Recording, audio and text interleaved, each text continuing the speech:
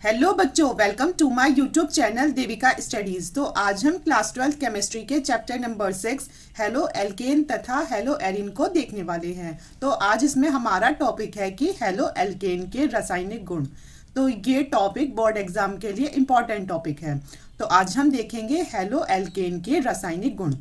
तो इसमें हम आपको 5 गुण बताएंगे, तो आप उन्हें अच्छे से तैयार कर लेना। तो हमारा पहला गुण है मैग्नीशियम धातु से क्रिया। तो ये मोस्ट इम्पॉर्टेंट है।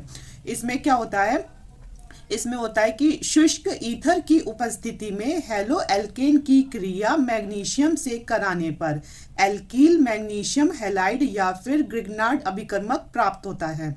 आपसे एग्जाम में सीधा पूछा जा सकता है कि ग्रिग्नार्ड अभिकर्मक की क्रिया को बताइए 1 नंबर में, या फिर इसके रासायनिक गुण पूछ लेंगे तो आप इसको इसमें ये करके आना कि इसमें क्या होता है कि शुष्क ईथर की उपस्थिति में जब हम हेलो एल्केन की क्रिया मैग्नीशियम से कराते हैं तो हमें एल्किल मैग्नीशियम हैलाइड या फिर ग्रिग्नार्ड अभिकर्मक प्राप्त होता है। तो जैसे ये हमारा हेलो एल्केन RX, इसकी क्रिया हम Mg से करा रहे हैं मैग्नीशियम से, और किसकी उपस्थिति में करा रहे हैं, तो ये हम शुष्क ईथर की उपस्थिति में करा रहे हैं। तो RMgX बनता है। अब R की जगह हमने लिया C2H5 और X है एक हैलोजन तत्व जो कि होता है F ले लो, Cl ले लो, Br ले लो या फिर I ले लो। तो हमने X की जगह लिया है Cl और प्लस Mg। हमने इसकी क्रिया शुष्क ईथर की उपस्थिति में कराई तो जो ये C2H5 MgCl बनेगा जो कि है एथिल मैग्नीशियम क्लोराइड। क्या है ये, तो ये है एथिल मैग्नीशियम क्लोराइड बनेगा। इसी को ग्रिग्नार्ड अभिकर्मक कहते हैं। इस ग्रिग्नार्ड अभिकर्मक का आगे अल्कोहल के निर्माण में भी यूज होता है। तो ये एक इम्पॉर्टेंट अभिक्रिया है। अब इसका दूसरा रासायनिक गुण है कि पोटेशियम साइनाइड के साथ क्रिया। जब हम हेलो एल्केन की क्रिया पोटेशियम साइनाइड के साथ कराते हैं तो हमें एल्किल हैलाइड प्राप्त होता है।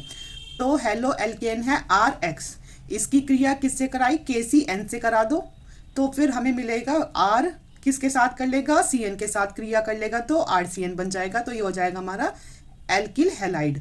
और प्लस फिर क्या बचा है, X बचा है, तो KX के साथ कर लेगा तो हमारा आ जाएगा KX।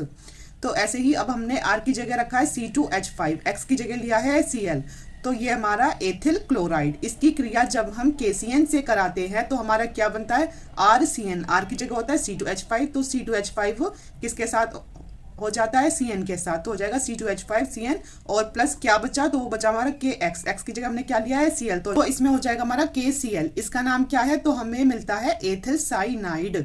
क्या मिलेगा, एथिल साइनाइड मिलेगा। अब तीसरा हमारा इसका रासायनिक गुण है कि सोडियम धातु से क्रिया। ये भी मोस्ट इंपॉर्टेंट है।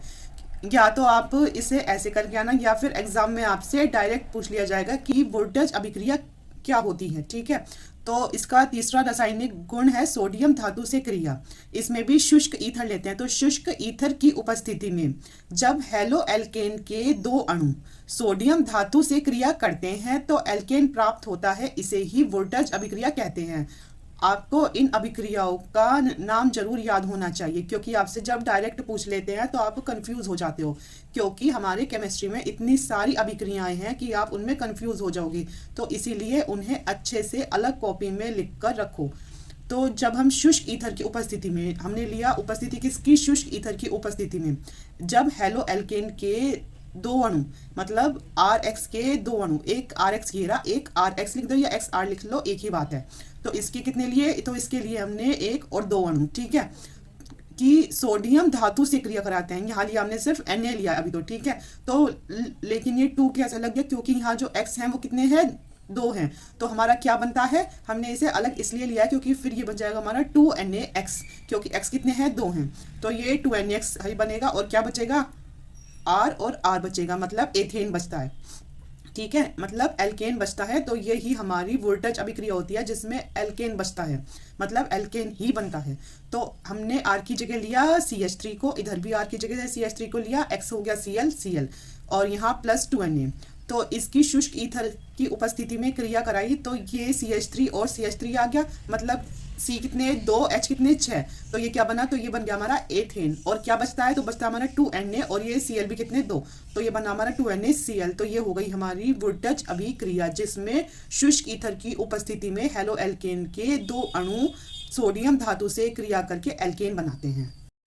अब हमारा फोर्थ रासायनिक गुण है कि जिंक धातु से क्रिया। तो जैसे हमने सोडियम धातु से क्रिया करके एल्केन बनाया, ऐसे ही जिंक धातु से क्रिया करके भी एल्केन ही बनता है। तो इसके रासायनिक गुण में आप ये दोनों लिख सकते हो। तो बस उसमें और इसमें ये अंतर था, उधर था यहाँ Na और इधर है यहाँ Zn, मतलब है जिंक। तो ये भी मोस्ट इंपॉर्टेंट है क्योंकि इस अभिक्रिया का नाम है फ्रैंकलैंड अभिक्रिया। तो ये भी आपसे डायरेक्ट पूछी जाएगी। तो अगर एग्जाम में आ जाए वुड टच अभिक्रिया तो उसमें आपको यहाँ रखना है Na, और अगर एग्जाम में आ जाए फ्रैंकलैंड अभिक्रिया क्या है तो उसमें आपको सिर्फ क्या रखना है, इसमें रखना है जिंक। तो आप याद रखना, अगर आपके एग्जाम में आए वुड टच तो आ जाएगा Na से क्रिया होगी सोडियम से, और अगर आपके एग्जाम में आ रहा है फ्रैंकलैंड अभिक्रिया तो उसमें क्या हो जाएगा जिंक। और वरना दोनों अभिक्रिया बिल्कुल सेम है, सिर्फ Na और Zn का अंतर है इनमें। तो ये हमारी कि जब जिंक धातु से क्रिया कराते हैं तो क्या होता है, तो इसमें भी लिखें कि शुष्क ईथर की उपस्थिति में जब हेलो एल्केन के 2 अणु जिंक धातु से क्रिया करते हैं तो एल्केन प्राप्त होता है, इसे ही फ्रैंकलैंड अभिक्रिया कहते हैं। उसमें हमने इसमें भी RX लिया, RX के 2 अणु लिए और उसकी क्रिया जिंक से कराई, किसकी उपस्थिति में कराई, शुष्क ईथर की उपस्थिति में, तो हमें एल्केन प्राप्त होता है RR। और ये इसके साथ आ जाएगा कि क्या आएगा ZnX2, इसमें आता है ZnX2, उसमें यहाँ 2 आगे लग गया था इसलिए X एक था, मतलब 2 ऐसे थे, लेकिन जो जिंक है उसके आगे 2 नहीं लगेगा, इसमें इतना अंतर है। क्योंकि ये हमारा क्या बनेगा, इसमें हम X की जगह Cl नहीं ले सकते इसमें, क्योंकि वो जिंक के साथ I ही आता है, तो इसलिए इसमें हमें I लेना पड़ेगा। तो ये बन जाएगा हमारा ZnI2, ठीक है। तो इसे कहेंगे जिंक आयोडाइड। R की जगह लिया हमने CH3, X की जगह लिया I, ऐसे ही R की जगह लिया CH3 फिर लिया I, और उसकी क्रिया किससे कराई, जिंक के साथ कराई, तो हमारा क्या बनता है, एथेन बनता है। मतलब CH3 और CH3 इसे बोल देंगे एथेन है ये, ठीक है। तो हमारा क्या बना CH3 और प्लस क्या बचा, तो ये बचा इसमें हमारा ZnI2। तो ये थी हमारी फ्रैंकलैंड अभिक्रिया या फिर उसका रासायनिक गुण है चौथा। अब हमारा 5वां और आखिरी रासायनिक गुण जो कि है क्षार से क्रिया। अगर हम हेलो एल्केन की क्रिया जलीय क्षार, किससे, जलीय क्षार से कराते हैं तो हमें अल्कोहल प्राप्त होता है। आपसे डायरेक्ट पूछ लिया जाता है कि अल्कोहल कैसे प्राप्त कर सकते हैं, तो आप उसमें इसे भी लिख सकते हो कि हेलो एल्केन की क्रिया जलीय क्षार से कराने पर अल्कोहल प्राप्त होता है। और ये सब रिएक्शन आपको याद होंगी अगर आप इनका बार बार खुद से लिखकर रिवीजन करोगे, और अगर नहीं करोगे तो आप हो जाओगे फिर कंफ्यूज। तो हेलो एल्केन की क्रिया जलीय क्षार से कराने पर अल्कोहल प्राप्त होता है। अब हमने हेलो एल्केन लिया RX, इसकी NaOH से क्रिया कराई क्योंकि NaOH क्या है, क्षार है, तो फिर हमारा बनता है ROH। तो ROH बन गया और प्लस NaX हो गया, बच गया, ठीक है। तो ये हमारा अल्कोहल बन गया। हमने इस R की जगह ले लिया C2H5, X की जगह ले लिया Cl, ये था हमारा एथिल क्लोराइड, और प्लस इसकी क्रिया NaOH से कराई तो हमारा बनता है C2H5OH, ये एक अल्कोहल है, और प्लस NaCl। तो ये थे हमारे हेलो एल्केन के रासायनिक गुण जो कि आपके बोर्ड एग्जाम के लिए इंपॉर्टेंट है। आई होप बच्चों आपको वीडियो पसंद आई हो। अगर पसंद आई है तो आप हमारे चैनल को सब्सक्राइब करना, वीडियो को लाइक शेयर और कमेंट जरूर करना। Thank you.